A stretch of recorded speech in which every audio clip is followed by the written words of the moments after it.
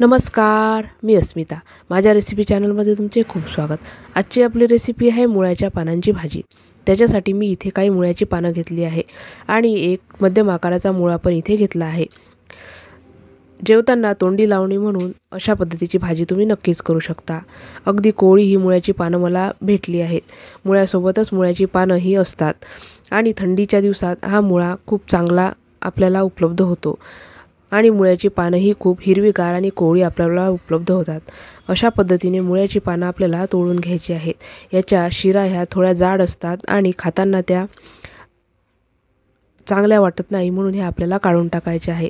आणि कोवळी कोवळी हिरवी कंच अशी पानं आपल्याला तोडून घ्यायची आहेत. जाडसर शिरा ह्या काढून घ्यायच्या आहे आणि अशा पद्धतीने मुळ्याची पानं आपल्याला काढून घ्यायची आहेत. अशा पद्धतीने जाड शिरा काढल्यावर पानं ही स्वच्छ धुवून आपल्याला चिरून घ्यायची आहेत. आता एक मध्यम आकाराचा मुळा मी घेतला आहे आणि तो आपल्याला जाडसर असा किसून घ्यायचा आहे. मुळ्याची पानं ही फार कमी शिजून होतात, त्याच्यामुळे मी एक मध्यम आकाराचा मुळासुद्धा इथे वापरला आहे. आणि असे जाडसर शिरा आपल्याला सर्व काढून टाकायचे आहेत. आता आपण फोडणीची तयारी करू. इथे गरजेप्रमाणे आपल्याला तेल घ्यायचे आहे. 1 टेबलस्पून मी तेल घेतलं आहे आणि तुम्हाला कमी तेल आवडत असल्यास तुम्ही इथे कमी तेलसुद्धा वापरू शकता. त्याच्यानंतर इथे पाव टीस्पून मी इथे ओवा घालून फोडणी करत आहे. ओव्याचा फार छान स्वाद ह्या भाजीमध्ये येतो. तेल गरम झालं आहे. ओवा आपल्याला इथे घालायचा आहे. तुम्ही कांदा लसूणसुद्धा ह्या भाजीमध्ये आवडत असल्यास वापरू शकता, पण कांदा लसूण न घालता मी ही भाजी आज बनवत आहे. नुसतं मुळ्याचा स्वाद असलेली ही भाजी फार छान अशी आपल्याला चवीला लागते. त्याच्यामुळे फोडणीमध्ये डायरेक्ट मी मुळा आणि मुळ्याची पानं घातली आहे. मिनिटभर आपल्याला ही मुळा आणि मुळ्याची पानं परतून घ्यायची आहे.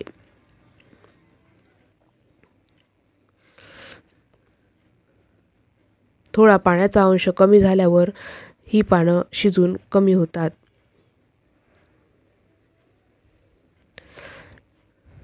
मुळ्यामध्ये मुबलक प्रमाणात व्हिटॅमिन सी असतं. फायबर्सचं प्रमाण मुळ्यामध्ये फार जास्त प्रमाणात असतं. जर पचनासंबंधीचे समस्या असतील तर मुळ्याचा तुम्ही सॅलड म्हणून वापर हा नक्कीच करू शकता. त्याचा फार फायदा आपल्या पचनासंबंधीच्या विकारामध्ये होतो. आयर्नचं प्रमाण, फॉलिक ॲसिडचं प्रमाण मुळ्यामध्ये मुबलक प्रमाणात असतं. त्याच्यामुळे मुळा हा गुणकारी असा आहे. तुम्ही थंडीच्या दिवसात मुळ्याचा वापर हा चांगल्या पद्धतीने करू शकता. 1 ते 1.5 मिनिट आपल्याला मीडियम फ्लेमवर अशा पद्धतीने मुळा हा परतून घ्यायचा आहे. थोडं मॉइश्चरचं प्रमाण कमी झालं की आपल्याला इथे मसाले घालायचे आहेत. भाजीसुद्धा थोड्या वेळात ही शिजून कमी होते. त्याच्यानंतर मसाल्याचा अंदाज आपण इथे घेऊ शकतो. आता इथे अर्धा टीस्पून मी हळद घातली आहे.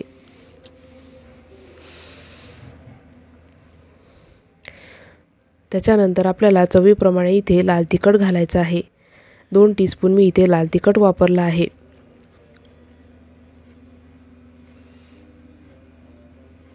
भाजी चांगली मिक्स करून घेऊ.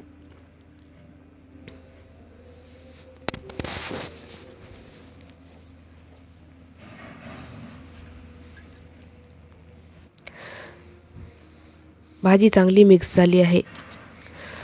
इथे पाव टीस्पून मी हिंग घालत आहे, कारण पीठ पेरून आपण ही भाजी करणार आहोत. फोडणीमध्ये सुद्धा तुम्ही हिंगाचा वापर करू शकता. आता चवीप्रमाणे आपल्याला भाजीमध्ये मीठ घालायचं आहे आणि भाजी चांगली मिक्स करून घ्यायची आहे.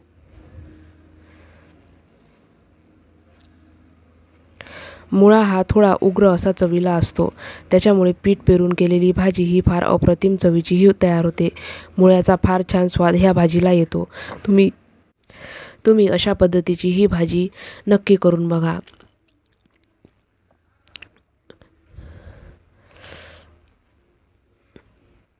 इथे थोडं बेसन पीठ कमी वाटत आहे, त्याच्यामुळे मी आणखी इथे घालत आहे. जितपत भाजी तुम्हाला कोरडी हवी आहे तितकं बेसन पीठ आपल्याला इथे वापरायचं आहे. भाजीमध्ये बेसन पीठ चांगलं मिक्स करून घेऊ.